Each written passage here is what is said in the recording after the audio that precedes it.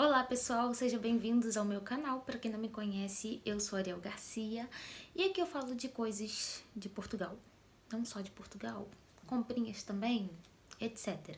Se você não é inscrito ainda, se inscreve aqui embaixo no botão vermelho e não esquece de deixar o seu like para me ajudar. Hoje vamos para o segundo caso criminal aqui no canal. Se você não assistiu o primeiro, eu falei sobre o desaparecimento de Rosinei Trindade, que é uma brasileira, se eu não me engano, de Curitiba, que desapareceu aqui. E eu vou deixar o link do vídeo aqui na descrição. Hoje nós vamos falar sobre Rita Sloff Monteiro. Nascida no dia 24 de julho de 1987, ela vivia em Matozinhos com sua família, filha de Luiz Armando Gonçalves Monteiro e Maria Wilhelmina Sloff. E tinha um irmão, que era o Vitor Sloff Monteiro. Então a Rita teve uma infância normal, era descrita como uma pessoa alegre, divertida, carinhosa, tinha muitos amigos na escola, as notas eram sempre altas. Ela gostava muito do meio artístico, tanto que quando estava no 12º ano, que aqui seria no ensino médio, o último ano do ensino médio, ela estava direcionando o conteúdo extra para artes. Eu só não entendi muito bem se era para pintura ou para atuação. Eu sei que era para arte, mas eu achei as duas informações, assim, que gostavam muito dos desenhos dela e ela também gostava de fazer teatro. Aí eu não sei se especifica na escola, mas não, isso não vem ao caso. Em 2003, os pais de Rita se divorciaram, porém foi um divórcio amigável, onde ela foi morar com a mãe, mas o pai estava sempre presente, os pais não brigaram, foi assim super tranquilo. E eles continuaram amigos, continuaram fazendo festas juntos, por exemplo, almoço, janta, sempre que ela queria ver o pai, ela podia ir na casa dele, ele ia visitar ela e o irmão, sem problema. Mesmo assim, acharam que ela sofreu muito e em 2004 ela começou a demonstrar alguns transtornos psicológicos. Então, em 2005, ela foi diagnosticada com esquizofrenia. Esse diagnóstico mexeu muito com ela, com a forma como ela via a vida. Ela começou a ter medo das interações sociais, de lidar com as amigas, começou a ter medo de não ser capaz de lidar com as situações na escola. Então, ela começou a baixar as notas na escola, começou a faltar aula por causa dos medicamentos, que os efeitos colaterais dos medicamentos causavam nela. E aos poucos isso foi causando um afastamento dela com as amigas de escola, o que era natural, já que ela não estava mais frequentando tanto a escola. E aqui o ano letivo, gente, é diferente do Brasil. No Brasil o ano letivo começa em janeiro, fevereiro, aqui começa em agosto. Então, quando ocorreu o acontecimento, que foi em fevereiro de 2006, era como se estivesse já no meio do ano letivo. Então, no dia 17 de fevereiro de 2006, a escola iria fazer uma visita à Fundação de Serralves.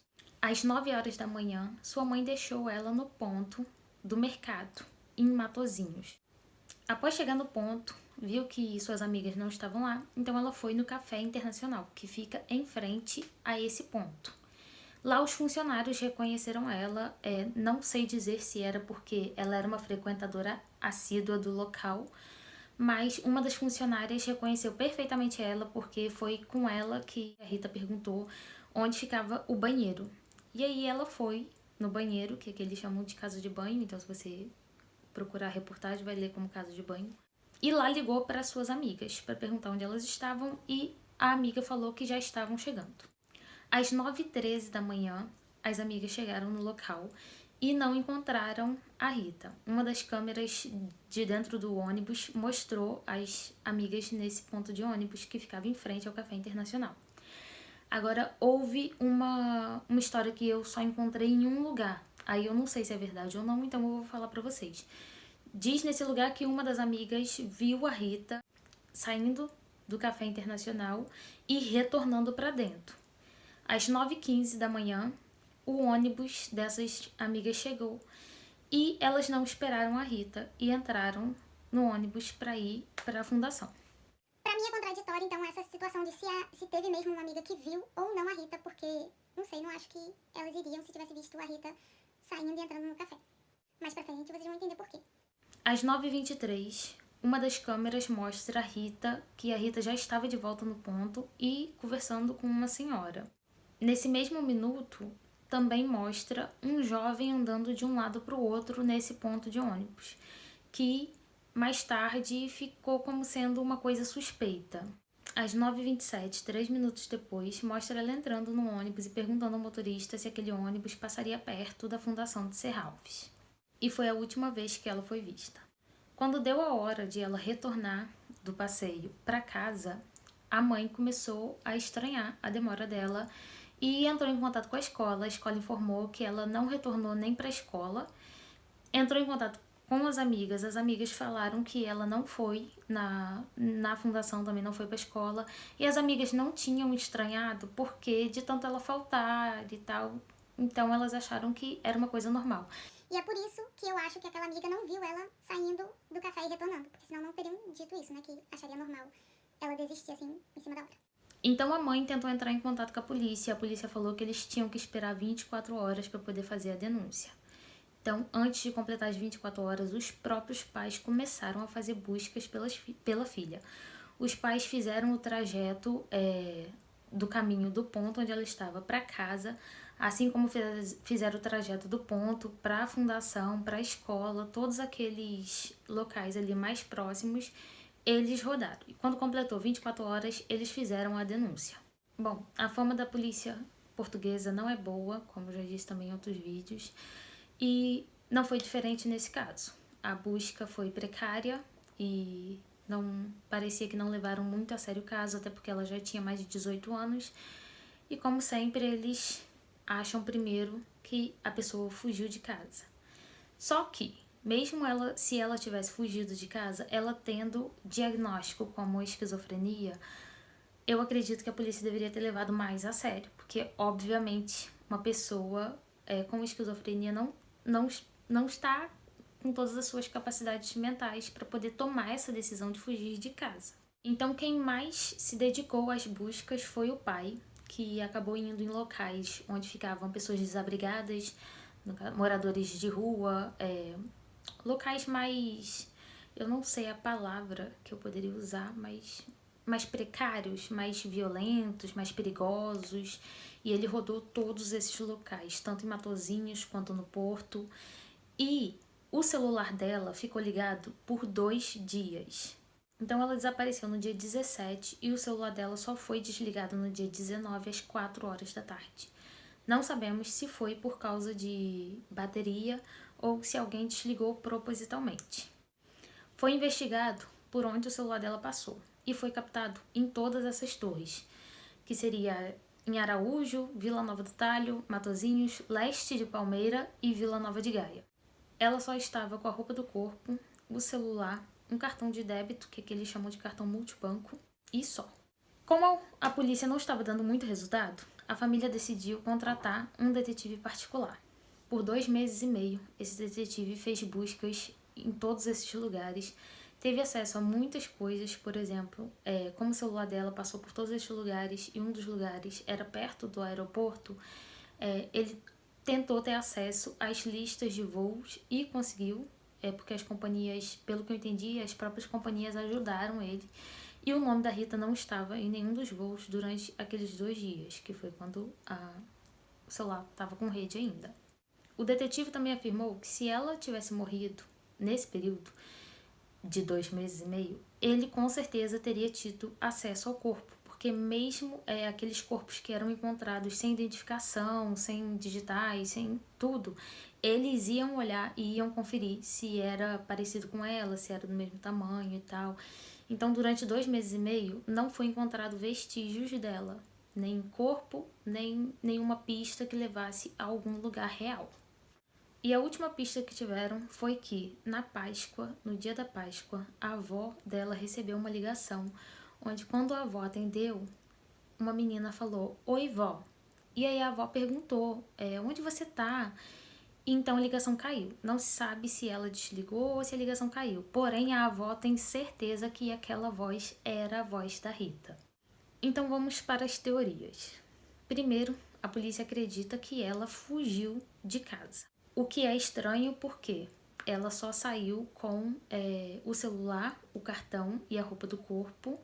Ela perguntou no ônibus, o segundo ônibus que apareceu, que ela entrou, se o ônibus passava perto da fundação.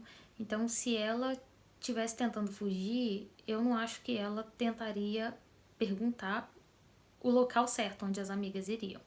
Também tem a teoria de que esse rapaz que estava andando de um lado para o outro e essa mulher que estava conversando com ela no momento eram, na verdade, de uma quadrilha e sequestraram ela. Tipo, como se a mulher tivesse passado uma informação errada para ela seguir um caminho, ela foi e o rapaz ter pego ela logo em seguida. Também tem a teoria de que ela ficou esperando no ponto, não passou nenhum outro ônibus, ela se sentiu abandonada pelas amigas, então decidiu voltar para casa. Como ela estava de cartão, ela decidiu pegar um táxi e, na verdade, o taxista sequestrou ela. Então, ela nunca voltou para casa. E esse cartão nunca foi usado. Assim como sempre há a teoria de sequestro para tráfico humano e prostituição. No que eu particularmente acredito. Para mim é um caso muito parecido com o da Rosinei Trindade. É muito possível que tenha sido tráfico de pessoas. Aqui no Porto, nos arredores de Porto, tem muitos barcos. Eu acho que alguém poderia facilmente ter sequestrado ela, oferecido carona, ela ter aceitado, até mesmo essa senhora ter oferecido uma carona para ela ter aceitado e ter sido levada por um barco para outro país.